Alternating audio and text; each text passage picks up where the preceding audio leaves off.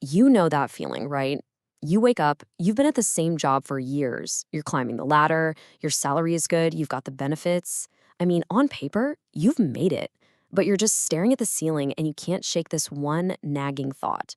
I'm making more money than I ever have before, so why do I feel more broke than ever?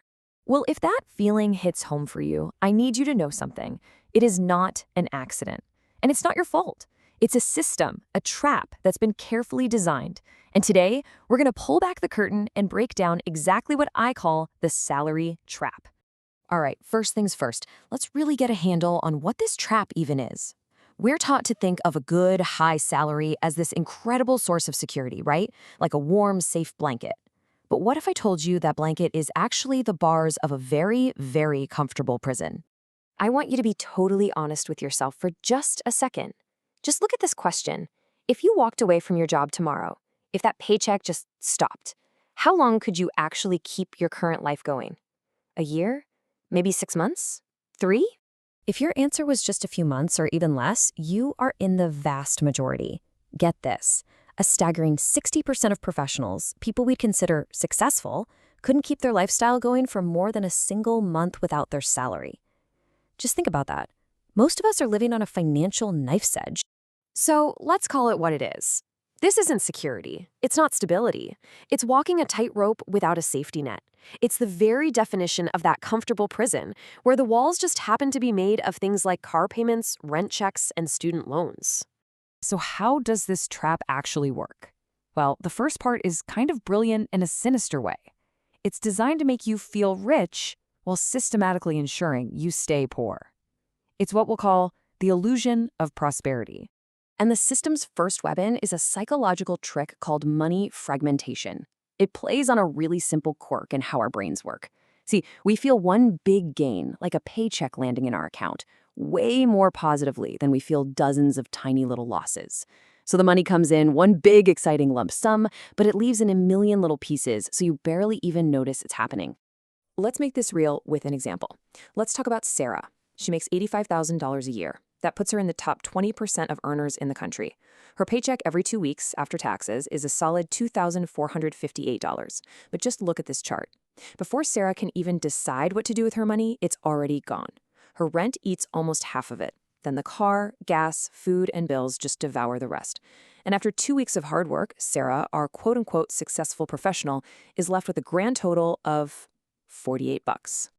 But here's the psychological genius of it all. Sarah doesn't feel poor. She's got a nice apartment, she drives a good car, she can afford to go out with friends. The system gives her just enough comfort, just enough of the symbols of success to keep her from ever asking the one question that could bring it all down. With all this money passing through my hands, why isn't any of it sticking around? You see, that illusion of prosperity makes you comfortable, and that comfort sets you up perfectly for the second, even more dangerous part of the trap. This is the part that tightens its grip every single time you think you're getting ahead. Let's talk about the golden handcuffs. You've probably heard of this. Economists call it lifestyle inflation. It's this super common idea that the more money you make, the more money you spend. But it's not just a tendency. It's the main engine of the salary trap. It's designed to make sure you stay completely dependent on that next paycheck, no matter how big it gets.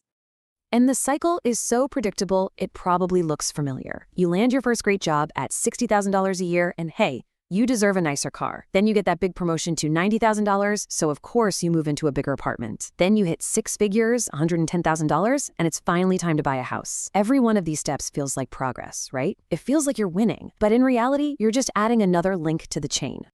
I have a friend, David. He got a $20,000 raise a couple of years ago and felt like he'd won the lottery. But almost instantly, that new money just vanished. His mortgage payment went up, his kid needed braces, and they decided to get a new car.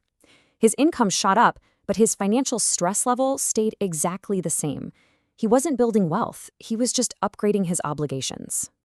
And that really brings us to the fundamental truth of this entire explainer.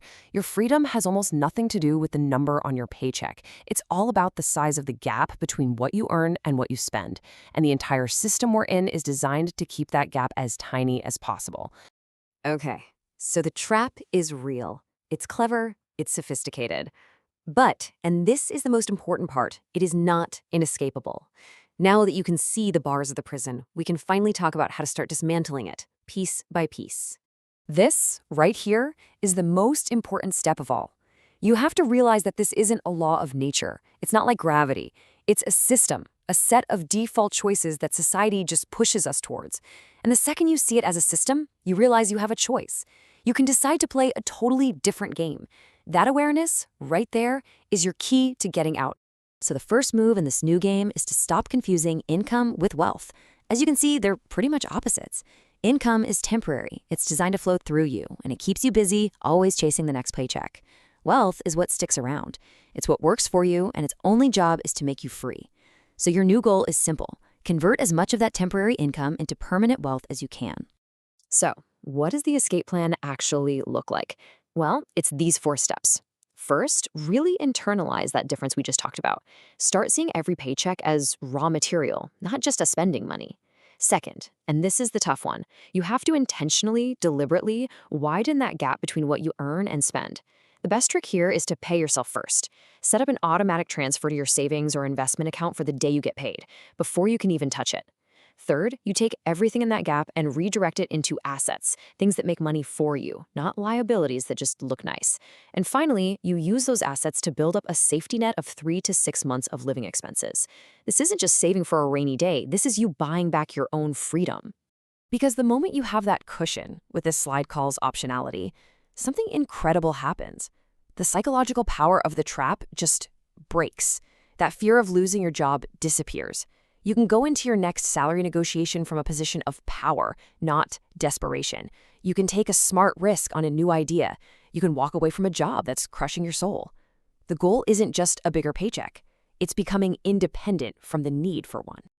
And you can absolutely do this.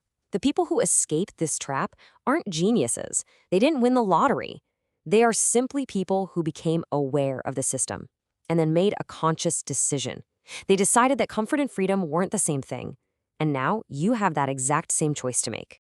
So I'll just leave you with this one question. Take a hard look at your life, at your job, at your paycheck, and ask yourself, honestly, is your salary buying you comfort or is it costing you your freedom? The answer to that question might just change everything.